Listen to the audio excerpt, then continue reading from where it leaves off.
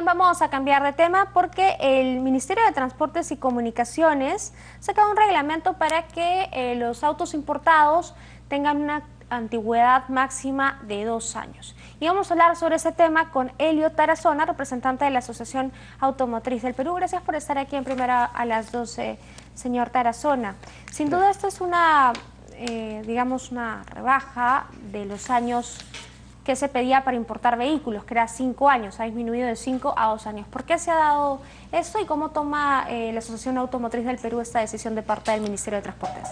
Carla, mira, cuando uno revisa la exposición de motivos de esta norma, efectivamente menciona que el objetivo principal es reducir los índices de contaminación ambiental y de accidentalidad. Sí. Es por eso que al reducirse de 5 a 2 años, lo que se pretende es que los vehículos usados que se importen sean los más modernos y menos contaminantes y así cumplir estos objetivos.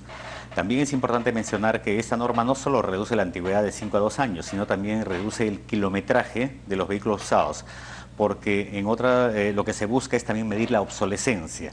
En razón que en algunos países el vehículo podría tener 2 años, pero haber prestado, por ejemplo, el servicio de taxi. Y entonces la obsolescencia viene dada por función de recorrido, que eso implica también que se reduzcan los kilometrajes. Ahora, nosotros tenemos el parque automotor, es uno de los más antiguos de Latinoamérica, ¿no? Son 13 años aproximadamente. Eso es correcto. En promedio, nuestro parque automotor tiene 13 años de antigüedad, cuando debería ser, como en otros países avanzados, 5 años. ¿Sí? No digo que vayamos a 5, pero debemos ir bajando de 13 a 12 y así sucesivamente. Claro. Ello se va a lograr cuando más vehículos nuevos ingresen a nuestro parque. Otro tema muy importante es el índice de motorización, es decir, cuántos vehículos por habitante existen. Fíjate, en el Perú existen 3 millones de vehículos circulando para 33 millones de habitantes. Significa que la relación es de 11 habitantes por vehículo. Sin embargo, en países como Argentina, Brasil, Chile o México, la relación es 3.5.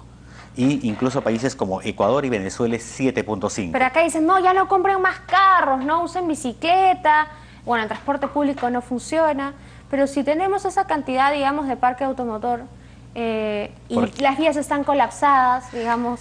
Exacto. ¿Por qué tenemos entonces el problema que tenemos y todos lo vemos en las calles, ¿no es cierto? Ese es básicamente a que durante muchos años, por no decir décadas, ha habido una desidia de las autoridades de ir mejorando la infraestructura vial de nuestras ciudades y sistemas de transporte masivo eficientes. Fíjate, que no tenemos.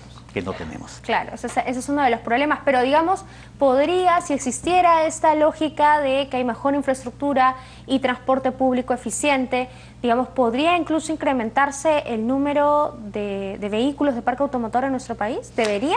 Debería, pero sin embargo el tema está que toda la infraestructura vial necesaria y el transporte masivo va a tomar tiempo, mínimo 10 años. En ese sentido, nosotros como Asociación Automotriz lo que estamos proponiendo es políticas inmediatas que solucionen el problema del tránsito. Para eso estamos planteando la creación de una autoridad única de transporte, una autoridad única de seguridad vial.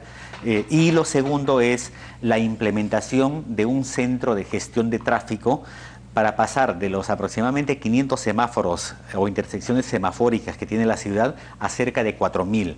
Es decir, aplicar la ingeniería de tránsito para poder manejar una ciudad como Lima.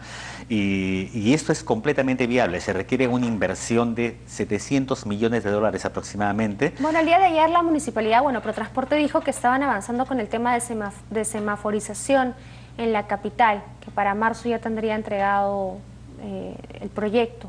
Pero están hablando de un número muy bajo, ¿no? Dentro de su proyecto no llegan a los 1.000 semáforos o 1.000 intersecciones semafóricas y lo que requiere... ¿No sería suficiente entonces? No, se requeriría entre 4 a 5.000 con una inversión, como te digo, de aproximadamente 700 millones de dólares, lo cual implica que el Ejecutivo tiene que participar necesariamente, pero eso nos daría una solución al problema del tránsito en los próximos 3 años. ¿Sí? Cosa que, como te digo, infraestructura vial o transporte masivo, estamos hablando de 10, 15, 20 años. Digamos, lo que se ha implementado, los proyectos que ha implementado en estos momentos la Municipalidad de Lima, según usted refiere, no alcanzaría el tema de los semáforos. ¿El pico y placa está realmente funcionando? ¿Hay fiscalización en las calles? El pico y placa en realidad no funciona porque lo que hace es libera unas vías, pero congestiona otras. Claro. ¿sí? Entonces no funciona en realidad. Claro, pasar perituarse es a veces ya quedarse 30 minutos Exacto. en la vía. Bueno, hablando de los vehículos importados, ¿cómo fiscalizar realmente que entren o lleguen con esta, digamos, con este año, con este kilometraje? ¿Cómo saber que la fiscalización es buena? El marco legal que establece el Ministerio de Transportes ordena a unas entidades verificadoras hacer la supervisión de estos requisitos. Sin embargo, por la experiencia hemos podido conocer que no se hace una verificación real. Por ejemplo, la norma establece que todo vehículo usado que entre al Perú no debe haber sufrido siniestro, ¿sí? Y más aún se amplía ahora el concepto siniestrado, incluso que debe verificarse que el vehículo no ha sido declarado como pérdida total en el país de origen. Sin embargo, muchas veces los que justamente entran son vehículos que han sido siniestrados, que han sufrido siniestro en el país de origen, finalmente son reparados y entran acá, al Perú. Estas entidades verificadoras no están haciendo la labor correcta. Otro problema grave que se da es la subvaluación, ¿sí? Nosotros hemos detectado que gran porcentaje de los vehículos usados que entran al Perú son vehículos de lujo, de alta gama, ¿sí? Entonces, esos vehículos que, aún siendo usados de 4 o 5 años, debiendo tener un precio, digamos, de $20.000, finalmente entran con documentos que acreditan que el precio es de $2.000, $3.000. Entonces, tenemos también un problema grave ahí que SUNAT tiene que entrar a corregir. ¿SUNAT sería el encargado en primera instancia también de regular el tema del año, del kilometraje? No, son las entidades verificadoras autorizadas por el MTC que hacen esa verificación, pero ya en cuanto a la valoración del vehículo, sí es responsabilidad de SUNAT. Bueno, en todo caso, ahí hay que poner ojo también, ¿no? Después de lo que vimos de las revisiones técnicas y toda esta mafia que había, de pronto del Ministerio de Transportes y Comunicaciones se le podría pasar por ahí uno que otro vehículo viejo. Sí, en ese sentido nosotros hemos hecho las recomendaciones del caso al Ministerio de Transportes, espero que lo recojan, porque tiene que mejorarse definitivamente el sistema de inspecciones técnicas vehiculares, porque es el único mecanismo para garantizar que los vehículos salgan de circulación, porque esta norma que ha sacado el Ejecutivo es para mejorar el parque vehicular, pero como un mecanismo de ingreso, ¿sí? Pero también tenemos que tener mecanismos de salida. El sistema de revisiones técnicas es el mejor mecanismo para garantizar que vehículos que ya no cumplen las condiciones para circular salgan del sistema. Entonces tiene que perfeccionarse porque hemos visto muchos reportajes donde podemos ver que no están cumpliendo esa labor. Claro, y obviamente tener un carro viejo pues perjudica en la circulación, en el tránsito, el medio ambiente, son muchos daños colaterales que se ven por tener un vehículo tan viejo, ¿no? Quería hacerle la consulta con respecto, por ejemplo, a las cisternas, tanques, estas que circulan en la ciudad. El día de ayer hemos visto una que transportaba GLP, que se malogró de la nada, parecía que era antigua, ya con bastantes años, ¿no es cierto?, para malograrse de la nada. ¿También podrían ser incluidas dentro de este reglamento del Ministerio de Transportes y Comunicaciones? Sí, claro que sí, Carla. Justamente ahí tenemos dos aristas, ¿no? El primero es que los vehículos que ya están circulando en el país, como los cisternas tanques, tiene que perfeccionarse el sistema de fiscalización y supervisión para garantizar que no solo el vehículo, sino también el tanque que va encima, cumplan las condiciones mínimas requeridas por los reglamentos nacionales. Pero yendo al proyecto que restringe o que reduce la antigüedad máxima, debo comentarte que este proyecto está dirigido a los vehículos automotores. Un semirremolque cisterna es un vehículo no motorizado. Entonces, estos 2 años de antigüedad que ha establecido el Ejecutivo como máximo para importar vehículos usados, se refiere a los vehículos usados con motorizados, camiones, omnibuses, automóviles.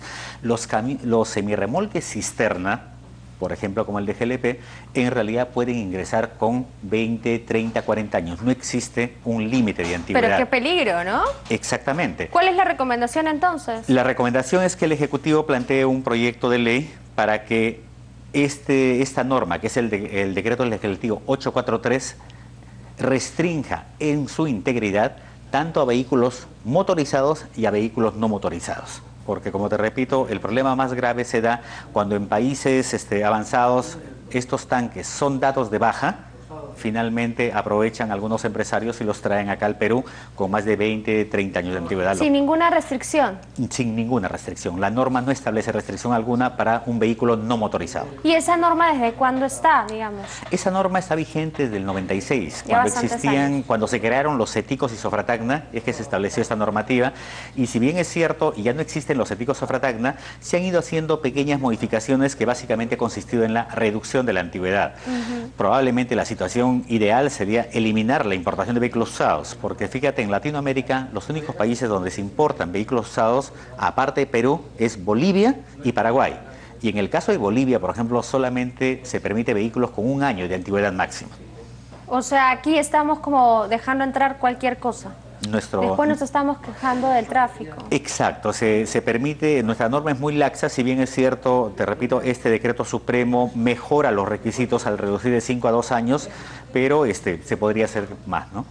¿Qué otra recomendación tendría entonces para hacer? ¿Usted considera que de 2 años podría bajarse de pronto a 1 o simplemente no permitir la importación de vehículos usados en nuestro país? Probablemente una norma bastante práctica sería simplemente no permitir la importación de vehículos usados al país, pero en el entendido de que esto requiere una ley del Congreso, discusiones donde va a intervenir probablemente Indecopi o entidades que digan que se está poniendo barreras al comercio mundial. Para nosotros como gremio automotor, los 2 años de antigüedad ya representan una valla importante. Pero eso tendría que ir de la mano también, digamos, con una oferta de autos nuevos a menores precios, ¿no? ¿Se está dando esto? Fíjate, las tasas, por ejemplo, de interés que tienen los bancos cuando financian autos nuevos está alrededor entre 9 y 10%. Es una tasa bastante baja. El otro tema es los costos de los vehículos nuevos en el Perú son de los más bajos en Latinoamérica, solamente comparables con Chile.